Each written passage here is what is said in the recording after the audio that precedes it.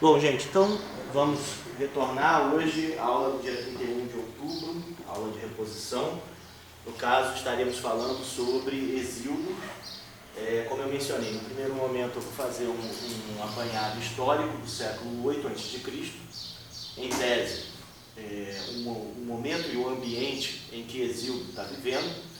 Num segundo momento, nós vamos localizar ele sobre o aspecto da formação do homem grego, propriamente dito, em especial o que significa a obra dele, no seu sentido mais amplo, como também já foi falado em alguns aspectos nas apresentações dos colegas. Num terceiro momento, a intenção é nós lermos o texto de Hesíodo, pelo menos aquilo que for não muito longo, não quero passar de 40 minutos de leitura para cada obra, mas para que a gente sinta o que está em jogo, né? O que está em jogo com o trabalho desse, vou chamar de pensador ou até sábio, né, no sentido grego que a gente vem trabalhando ao longo das aulas. Tá? Então, o que isso significa? Isso significa que no século 8 antes de Cristo, nós temos alguns fenômenos sociais importantes na Grécia e que trarão consequências decisórias ou decisivas para o pensamento filosófico. Até agora a gente vem estudando sociedade, cultura, religião, até no sentido bem forçando a barra, literatura grega, né, na medida em que a gente estuda poesia grega, né, a gente não chegou propriamente dito a fazer, como nos anos anteriores, uma leitura específica, por exemplo, de Homero, mas eu sugiro que vocês façam. Né, é interessante, eu estou até para comprar um livro para colocar aí na biblioteca, pelo projeto que a gente está coordenando. Mas é interessante que vocês tenham acesso a essa obra, não só por ser uma obra da literatura universal, e não só por ser uma obra que vai ser assim fundadora do nosso estilo de vida enquanto país de predominância ocidental, mas porque também vai ser interessante você visualizar os poemas de Homero como um repositório da cultura grega, como uma espécie de trabalho feito a várias mãos, como a gente viu, né? Não é possível que tenha sido só Homero propriamente dito. Talvez Homero tenha sido um nome, uma palavra aplicada a uma série de poetas, ou ainda uma série de pessoas que tinham como inclinação uma determinada forma de poetizar, né? De fazer a poesia. E falando tanto em poesia, nunca é demais lembrar que nessa época a poesia ela é educação. Poesia ela é modo ou tecnologia de preservação de todos os saberes e conhecimentos que eram essenciais à sobrevivência dessa tribo. Então, nosso personagem de hoje, que é o Hesíodo, ele vai estar profundamente marcado pela influência de Homero. Então, quando a gente pensa em Grécia ou Hélade, no século 8 a.C., a gente tem que compreender que houveram mudanças significativas no processo social dessa sociedade.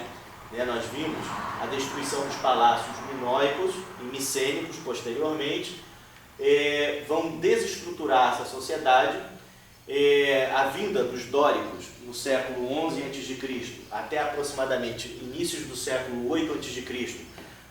vai desestabilizar tudo o que se conhecia como civilização daquela época.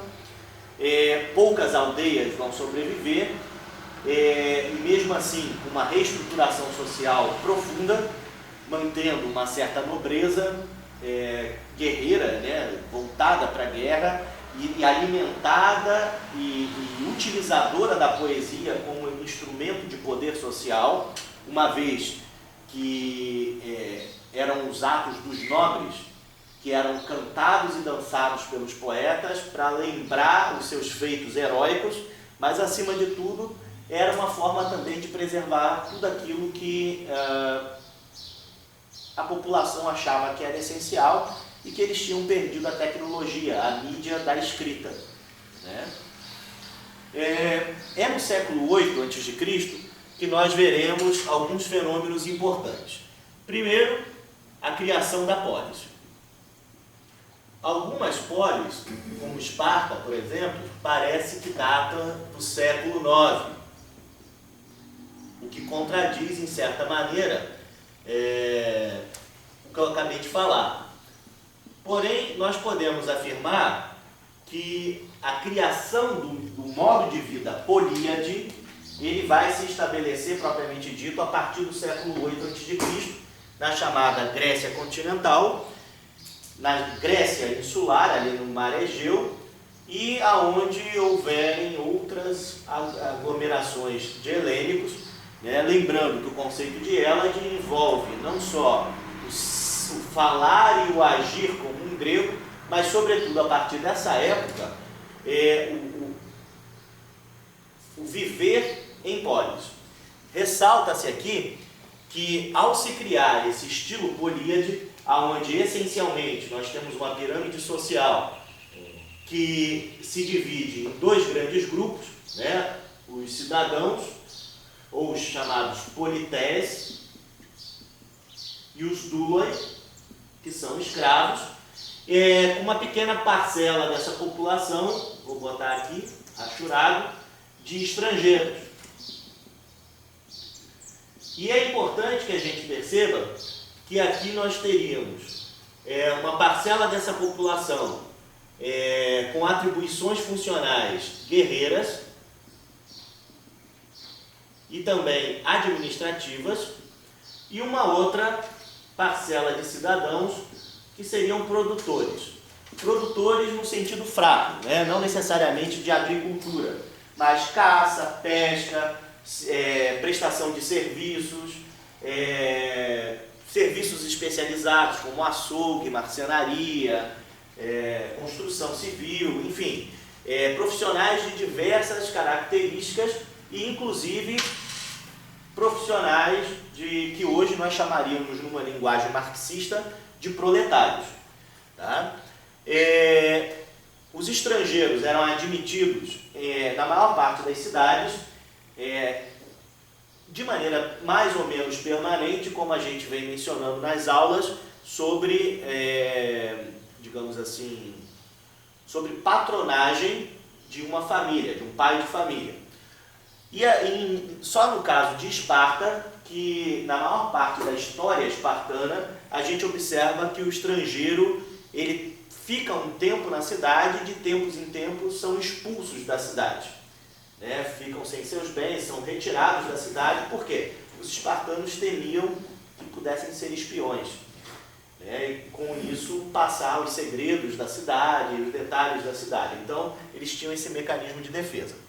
Mas é importante a gente observar que tanto na camada de cidadãos aplicados à guerra e à administração, quanto na camada dos cidadãos, que nós chamamos aqui no sentido fraco de produtores, o comércio nesse período não é praticado por cidadãos. É por isso que a maioria das cidades admitem estrangeiros. Por quê? O estrangeiro, por não ser proprietário de terra e por não poder adquirir terra, porque a terra é algo sagrado, né, está vinculado ao culto cívico, à religião doméstica, à religião da réstia, ele então vivia predominantemente na parte urbana da cidade. E normalmente ele exercia o comércio, fosse o internacional, fosse o interno, através de lojas ou alguma outra prestação de serviços vinculadas propriamente dito ao comércio. E por que essa separação? Por que essa distinção? Porque o comércio era visto como uma atividade vil, como uma atividade não digna de cidadãos. Apenas em Atenas, já para os idos aí do século V, VI a.C., é que a gente observa uma camada de cidadãos aplicadas ao comércio, sobretudo ao comércio internacional marítimo, e que vai aos poucos também desenvolvendo, digamos assim, uma luta pelo poder. Então, a maioria das cidades tem essa configuração. A mão de obra escrava é fundamental, né? Os cidadãos que fossem pobres o suficiente para não ter escravos tinham que trabalhar na própria terra, tinham que desenvolver suas próprias atividades, lembrando também que é uma das prerrogativas do pai de família e, sobretudo, do cidadão, ter que ter dinheiro suficiente para se armar e lutar no exército. No caso aqui, ainda existe uma certa distinção. Os que são considerados da classe guerreira propriamente dita e ricos, eles não só montam seu equipamento, como também eles muitas vezes vão à guerra a cavalo, não mais em carros de combate como no período minoico-micênico, mas a cavalo. Porém, a gente vê um outro fenômeno interessante aqui no século VIII a.C., que é o quê? A Revolução Hoplita, ou Hóplita.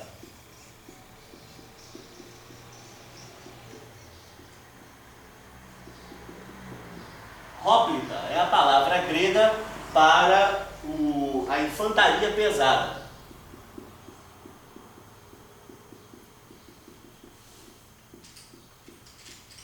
Essa infantaria pesada é o que a gente vê nos filmes, tipo 300, que ali, de certa forma, está até meio leve, porque ali mostra os caras tudo malhado, bombado, deve ser tudo Photoshop, mas tudo bem. Apesar que era possível que os caras tivessem esse tipo de físico, uma vez que o trabalho agrícola era prerrogativa do serviço militar. Eles acreditavam que quem metesse a mão na terra, e não tinha trator, né? Lembre-se, né? Era tudo manual, né? Tinha um físico suficientemente forte e uma disposição suficientemente forte para lutar no exército. Mas não era um treinamento específico, como, por exemplo, se desenvolvia no caso, na cidade de Esparta. A gente observa que tanto a criação da polis quanto a Revolução Hoplita, ela vai estar vinculada a outro processo que vai estar acontecendo paralelamente e ao longo do século VIII até o século V a.C., que é o quê? A introdução do ideal religioso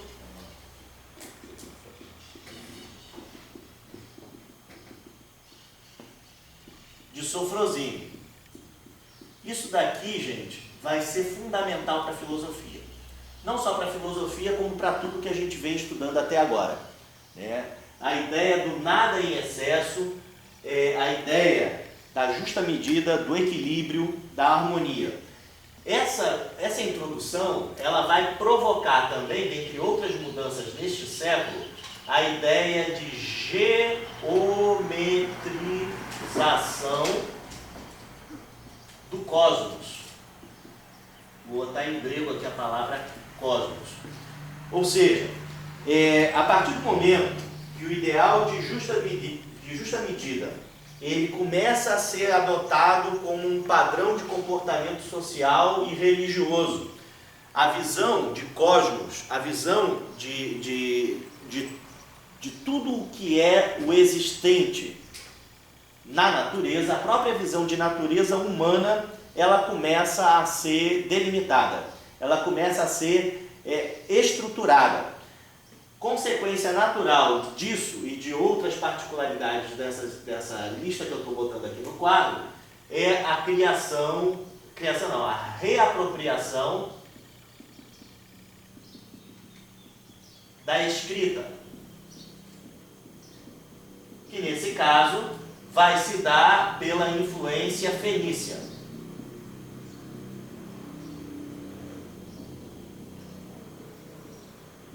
É através da retomada de contatos comerciais que se dão através do século VIII a.C., sobretudo com cidades gregas e entrepostos comerciais gregos da costa da Anatólia, né, a atual Turquia, e também ali da Síria, da ilha de Chipre, próximo da Palestina, né, e o próprio contato comercial com os fenícios, que eram navegadores comerciantes.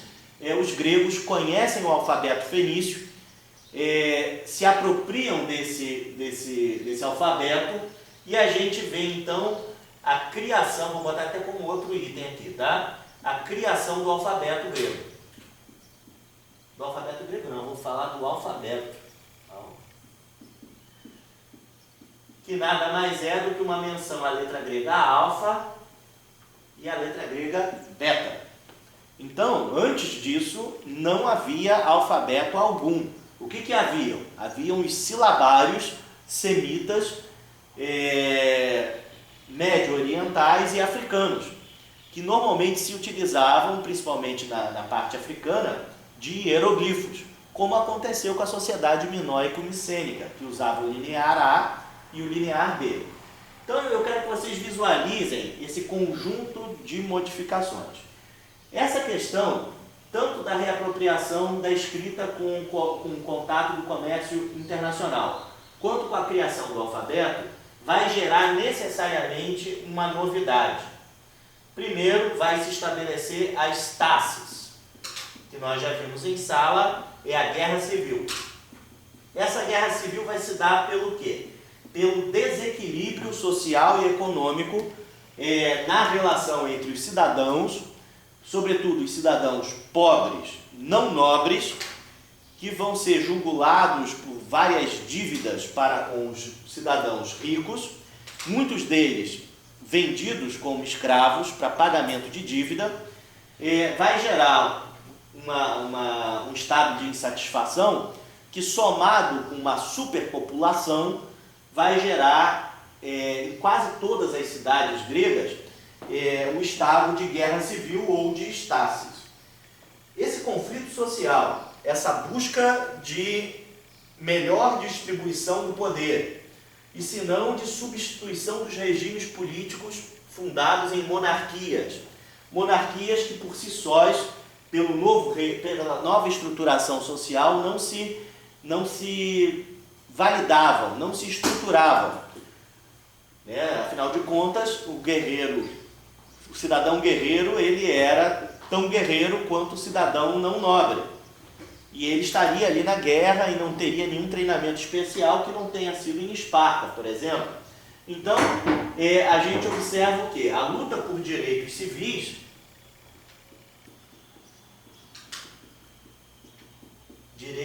eu vou falar direito civil é meio forte, mas direitos políticos eu acho que é mais apropriado. A luta por acesso a direitos políticos vai gerar o quê? Vai gerar necessariamente a criação de uma outra novidade, que é o direito. O direito e a criação de uma nova divindade. Uma nova divindade que é patronada, que tem como patrono o próprio Zeus, o pai dos deuses, que no caso é a deusa Diké. Em grego, Diké quer dizer justiça. Tá? Então é a primeira vez no mundo ocidental, sobretudo helênico, que as leis deixarão de ser exercidas pelos reis. Os reis não vão ter mais o privilégio exclusivo de criar e de executar as leis, mas se não forem eles, será uma assembleia de cidadãos, no caso os magistrados. Eles vão aplicar leis que estarão disponíveis a todos os cidadãos que souberem ler e escrever. Uma coisa importante que vai ser herança do período da Idade das Trevas. Nós vamos observar, nesse período ainda, o que a gente vai chamar de litígio cultural. O litígio cultural, ele basicamente vai ser o quê? Nós vamos ter o conflito da oralidade e suas tecnologias, tipo memória, palavra eficiente, aqui no caso vai gerar uma deusa,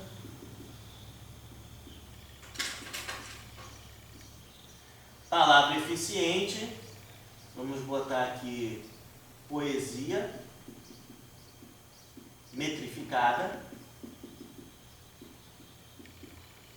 cantada e dançada.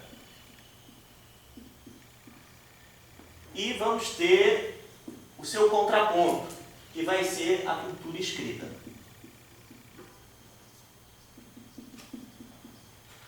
Que teremos como contraponto o quê? Primeiro, o registro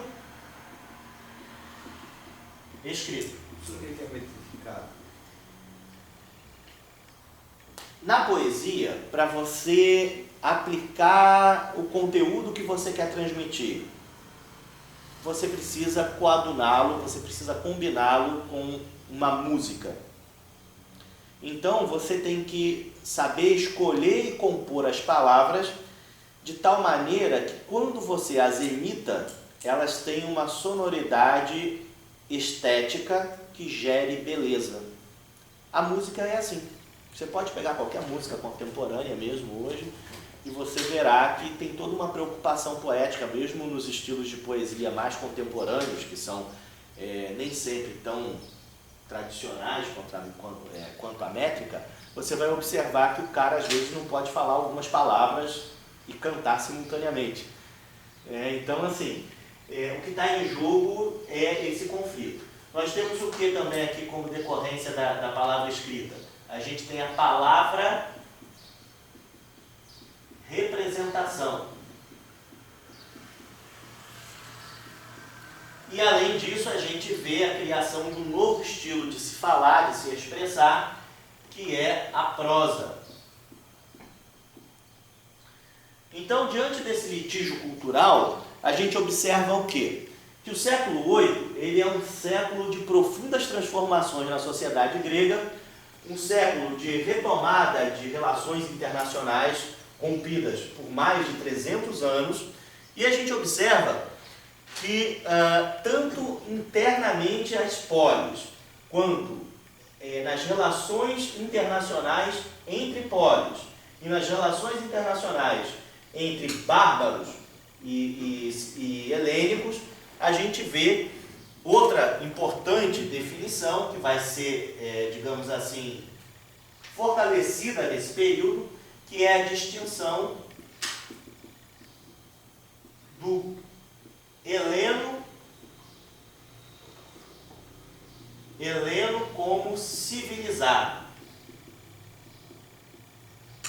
e do bárbaro como incivilizado, e por ser incivilizado, semelhante aos animais. No entanto, é nesse momento de transformações, de questionamentos, de inclusive reestruturação econômica, que a gente observa o quê? A gente observa o estabelecimento de uma profunda mudança também no processo, vamos chamar mítico, tá? Vamos chamar de processo mítico, propriamente dito. Aqui se consolida uma grande síntese, que eu vou chamar de mítico-religiosa. É nesse momento que a gente vê, primeiro, cosmogonias.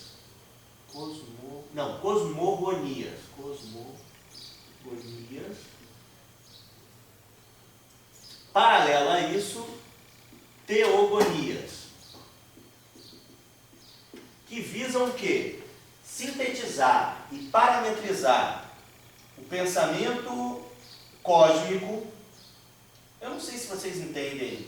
O que vocês entendem quando eu falo pensamento cósmico? O que vem à cabeça de vocês? Pensamento do mundo. A visão de mundo? Todo mundo pensa assim, quando a gente fala visão cósmica ou pensamento cósmico, isso vem na cabeça de vocês? Fica claro para vocês isso? Então tá bom. Então a gente está falando a mesma língua. Então, todas essas transformações vão definir o futuro do pensamento e do estilo de vida gregos. E vai ser o germe que vai ser lançado, né, no mundo helênico e que vai germinar aos poucos a ponto de possibilitar no século III para o século II a.C. o Império de Alexandre da Macedônia, por exemplo. Tá? Eu quero também reforçar a ideia de que tudo isso não passava de uma chama de fósforo acesa na escuridão. No sentido de que os gregos eram equivalentes ao que eles chamavam de bárbaros, não tinham grandes tecnologias superiores, tinham uma memória social bem curta, porque vamos dizer, neuronal.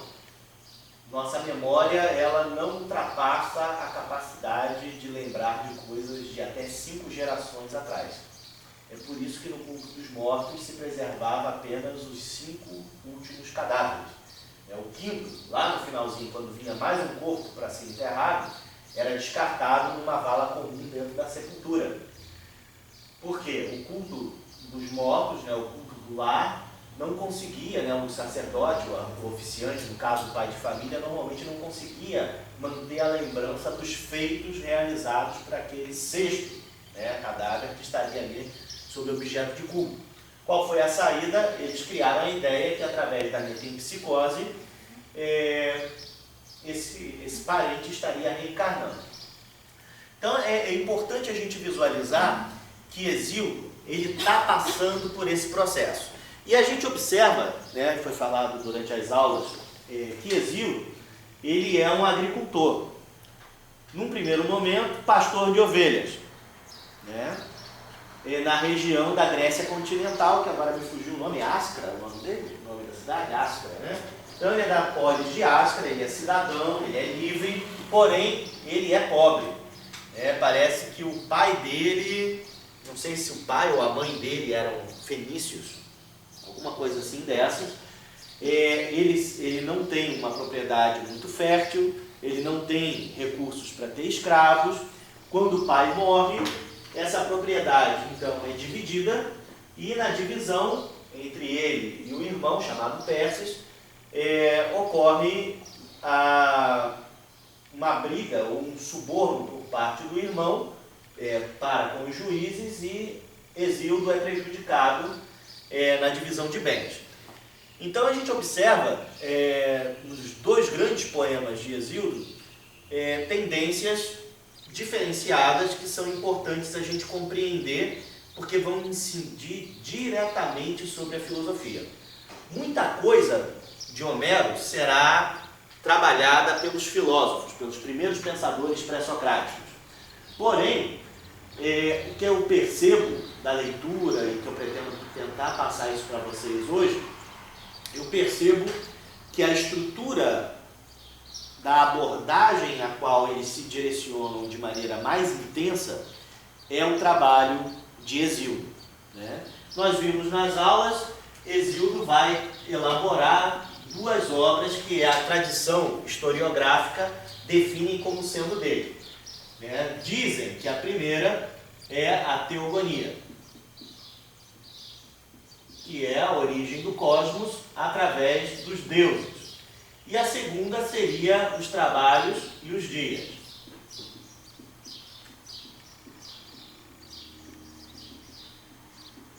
A primeira obra, como eu falei, tem esse caráter sintético, mítico-religioso.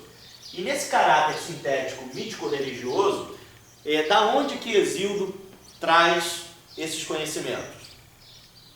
Diz ele que estava apacentando as suas ovelhas no pé do Monte Helicon, se eu não me engano, e então ele é possuído pelas musas, que eram divindades filhas de Zeus com a deusa Memória, senhoras das artes, e que ao ser possuído na sua posição de Rapisodo, ele teria então tido acesso a esse conhecimento.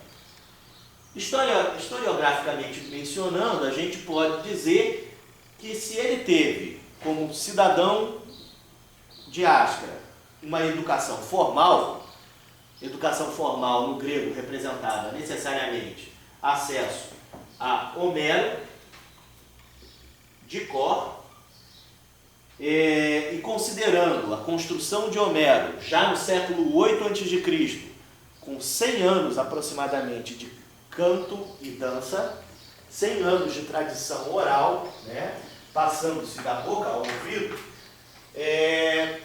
a gente observa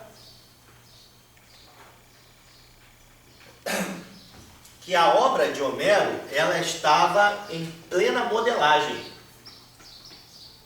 em plena preservação. Porque se você parar para pensar, se uma pessoa tiver uma vida saudável, uma vida não muito conturbada com guerras e conflitos, o cara pode chegar a 80, 90 anos com certa tranquilidade.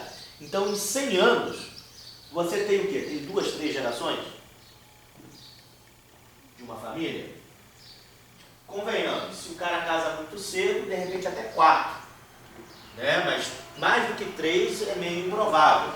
Então percebam que essa tradição mítico-religiosa, rapsódica, que tem na Ilíada e na Odisseia de Homero, o repositório dos saberes do povo helênico, vai ser o essencial para um homem grego saber do que se trata. A vida, a relação com os deuses, a relação com outros homens, a relação com os bárbaros, a relação com os mortos. Homero tem tudo isso disperso na história da Guerra de Troia e do retorno de Ulisses para a sua cidade. Então, por que Hesíodo elaborou a teogonia?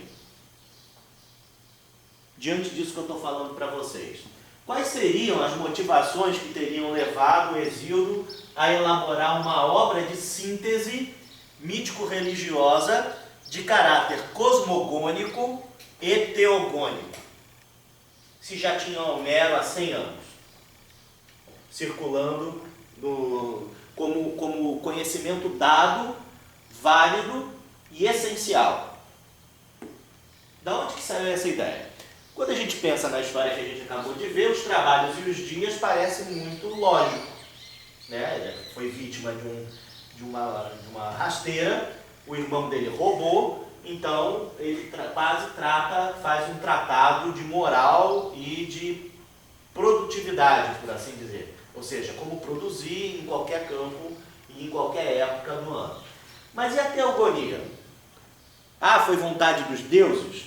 Foi vontade dos deuses, as musas se apossaram dele, e aí começou a cantar e a dançar, e depois veio a escrever. Porque, em tese, né, ele estava no meio do mato, no pé do morro, com um monte de ovelha. Então, ele não escreveu logo que ele teve a possessão das musas.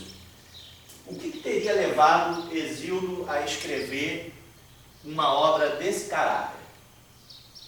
O que passa na cabeça de vocês?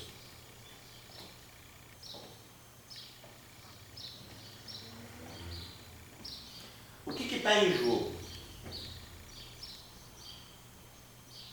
E detalhe, uma obra que, se não for fazer frente, será, vou forçar um pouco a barra, será complementar na educação básica grega, na paideia, ao grande épico Homero, o poeta dos poetas. É importante a gente ter essa reflexão. O que leva Hesíodo a elaborar uma obra teogônica? Nós vimos na sala, né, em outros momentos, nós vimos outros poetas, como Alcman, de Esparta, que vão construir cosmogonias. Mas teogonia, a gente só viu a de Hesíodo, pelo menos a que sobreviveu e chegou a nós desse período, do século 8 a.C., em texto, que é interessante, né? Se você parar para pensar que Homero teria teria cantado e dançado no século 9 a.C., e a primeira vez que o texto homérico é redigido sob contrato na cidade de Siracusa, na Sicília, próximo à Itália. Não foi nem na Grécia continental, nem na Grécia insular, foi na Hélade, né? Na chamada Magna Grécia, sob contrato de um governo da cidade de Siracusa no século V a.C. Perceba isso, é importante a gente ter essa visão de contexto. O clássico dos clássicos é escrito pela primeira vez no século V a.C., mas a obra de Hesíodo é escrita no século VIII, pelo próprio Hesíodo. O que aconteceu nessa sociedade para ter essa diferença? Qual é a motivação que está implícita? Qual é a motivação que está gerando esse processo? Primeiro, gente, raciocínio. Ele é um cidadão de uma cidade da Grécia continental. Uma cidade que não é a das mais poderosas e nem das mais famosas, porque tirando Hesíodo, eu não me lembro de ter ouvido nenhum filósofo sair de Ascara. Eu venho estudando há alguns anos a antiguidade grega, né, a filosofia antiga grega, eu não me lembro de ter saído mais ninguém daquela cidade. Então não era uma cidade potencialmente nem militar, nem economicamente muito ativa na Hélade. Mas é uma cidade que, tal qual, está passando por todas as tensões políticas, e aí quando eu falo política, religiosas, do período. Uma cidade tradicional, como outra qualquer, que tem em Homero a sua referência de formação cidadã, e uma cidade que está se adaptando a todas as mudanças que estão se dando e sendo introduzidas na Hélade. Uma cidade que busca a sofrosine, uma cidade que tem na justiça seus primeiros ensaios, e uma cidade em que está passando também pelo mesmo processo. Hesíodo, Rapisodo, escreve 100 anos depois de Homero. Rapisodo, que não escreveu. E nenhum outro poeta posterior resolveu escrever antes do século V a.C. e sob contrato. O cara ganhou para isso. Então o que acontece? Quando Hesíodo elabora a sua teogonia, ele tem uma necessidade profunda. Por quê? O que está em jogo no processo de construção da teogonia é a organização do cosmos. Até então, os gregos conheciam o cosmos pelos olhos de Homero. Professor, Diga. Quando Homero escreveu a Ilíada, ele queria mostrar os feitos ocorridos pelo seu povo, através das lutas. Já o Hesíodo, ele tenta escrever, através da teogonia, a origem do cosmos, tanto administrativo, social quanto político. Eu acredito que vá por aí sim. Só que não é tão planejada a coisa. Como é uma possessão das musas, o poema ele não tem uma ordenação lógica, digamos assim, racional. Ela segue uma certa cadência, a gente vai ver daqui a pouco, o poema segue uma certa cadência, digamos assim, cósmica, porém, que não foge ao que é o tradicional. Homero fala de romance entre os deuses olímpicos, mesmo durante a guerra. A obra de Homero, ao longo da narrativa, nem digo narrativa, mas do poema da Guerra de Troia, tanto quanto da Odisseia, ele vai pincelando as visões cósmicas que os gregos do período micênico, lá no século XI a.C., até Homero, no século IX, têm a respeito do cosmos. Visão essa que é aceita e faz parte da formação de Hesíodo. Porém, diante dos contatos internacionais com outras culturas que têm deuses semelhantes ou diferentes, diante do contato internacional interno, ou seja, dentro da Hélade, entre as polis, que tem cultos diferentes, mitos diferentes, e quando eu falo mito aqui, nós vamos estar utilizando mito como sinônimo de razão, tá? Vou botar até isso aqui, é importante. Professor, Hesíodo acredita também que o Deus ele se transforma em outras coisas? Sim. Ó, aqui são as palavras gregas que vocês podem encontrar em provas. Nesse período, as duas palavras são sinônimas. Você pode usar uma ou outra para fazer uma explicação cósmica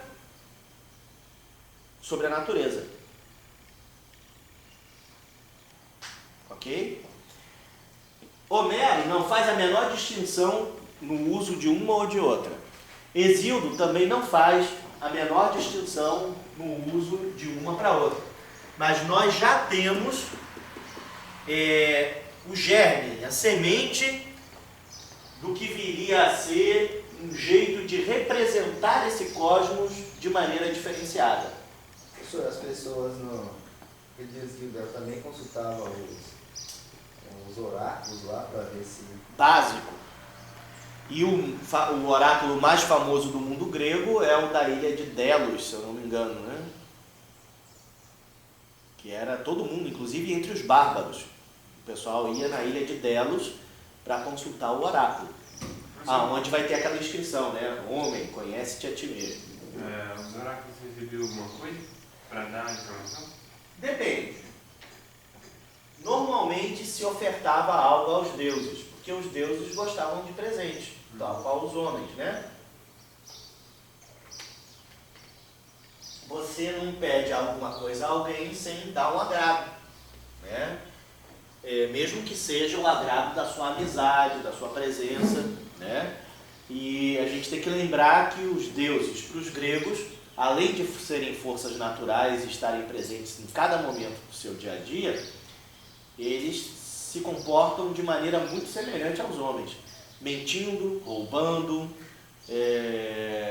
traindo, né? Amando, chorando, tendo alegria.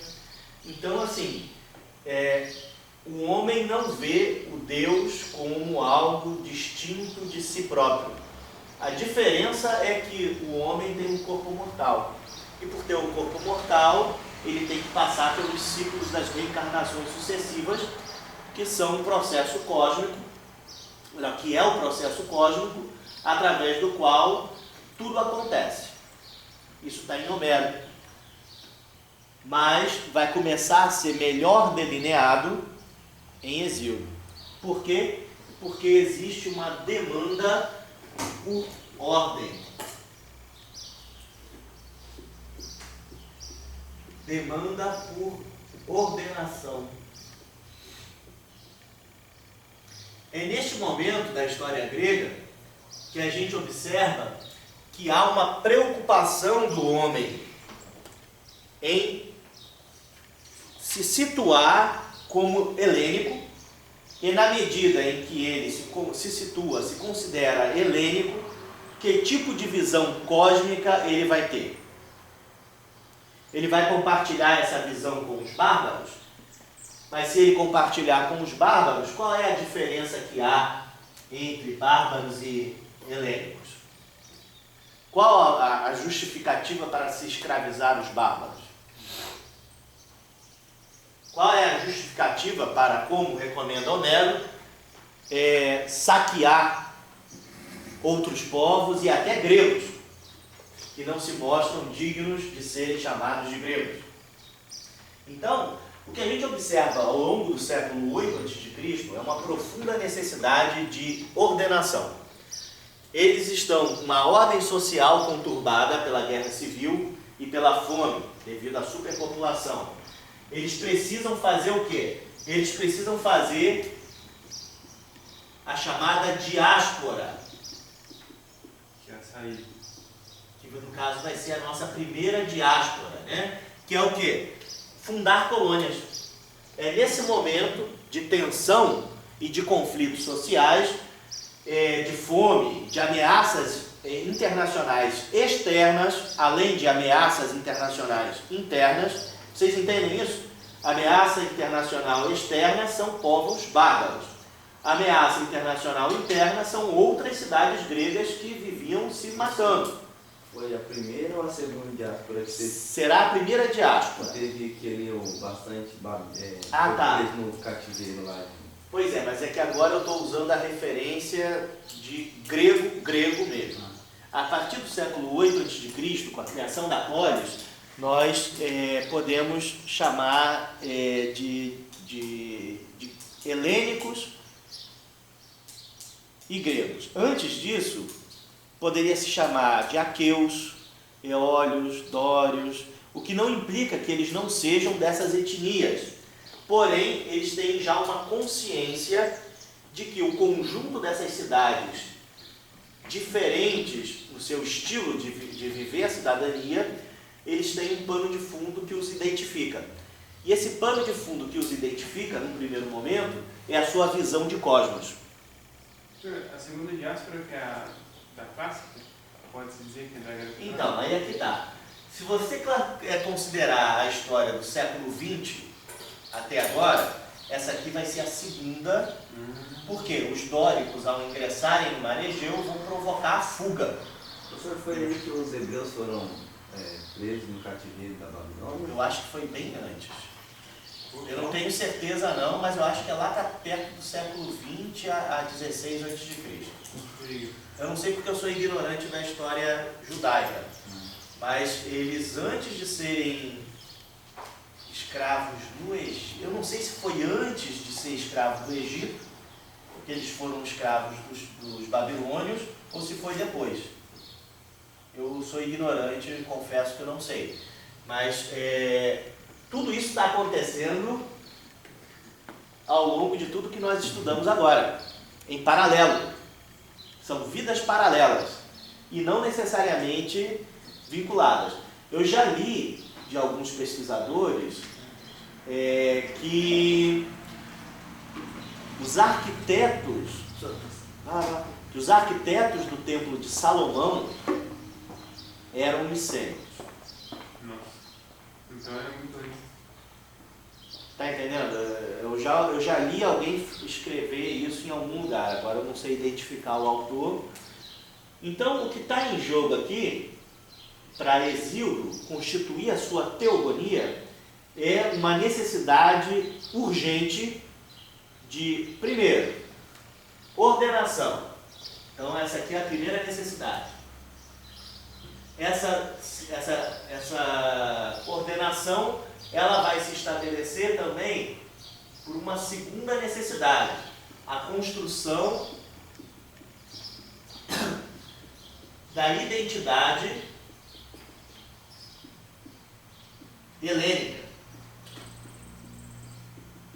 Então, de certa forma, Hesíodo, ainda sobre a influência mítica religiosa da palavra eficiente, porém, já detentor da tecnologia da escrita da palavra representação.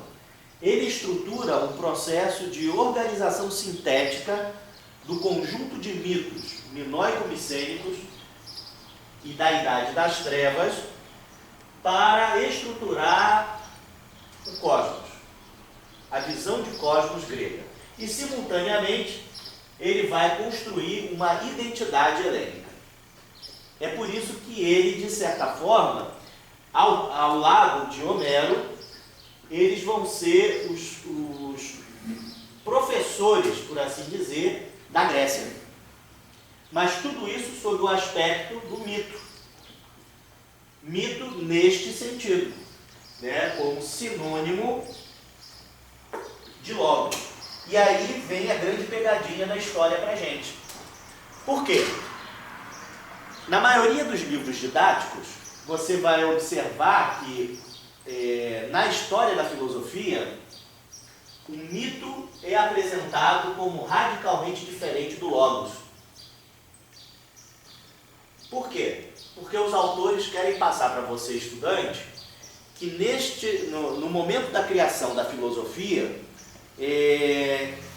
o que se colocava em xeque, o que se colocava em questão, era uma visão científica, no sentido forte da palavra científica, como a gente entende hoje, contra uma visão religiosa de origem mitológica.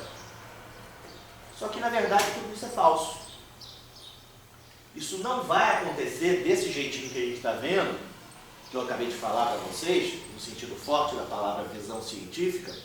Isso efetivamente não vai acontecer antes do século XVI depois de Cristo. 1500 lá vai vovô. Não vai acontecer. Ah, mas então os professores que escrevem os livros estão falando mentira? Não, eu não diria que é uma mentira. Eu diria que é uma imprecisão técnica proposital. Porque para vocês entenderem o que eu estou explicando agora, todos os professores de filosofia tinham que saber e se especializar no que eu estou fazendo com vocês. E não é a realidade das universidades brasileiras que formam professores de filosofia. A maioria das universidades brasileiras, elas formam professores de filosofia, como é feito aqui na UniOeste, na UERJ, na UFPR, que são professores focados em filosofia moderna e contemporânea, que na sua formação passam por esses conhecimentos assim, só para dizer que viram. Então, quando você vai ensinar filosofia no ensino médio, por exemplo, no ensino fundamental nem me aventuro, mas no ensino médio, você tem duas opções. Ou você ensina como eu estou ensinando, que é uma abordagem historiográfica, onde você é introduzido em como esses homens pensavam, como eles viviam, quais eram os seus problemas, e com base nisso você vai começar a verificar quais foram as saídas que eles elaboraram para você, e que vai chegar para a gente, como o Matheus falou na apresentação dele, como algo atualíssimo, por exemplo, as recomendações de Hesíodo a Perses, né? Ou você vai fazer o que vem nos livros didáticos,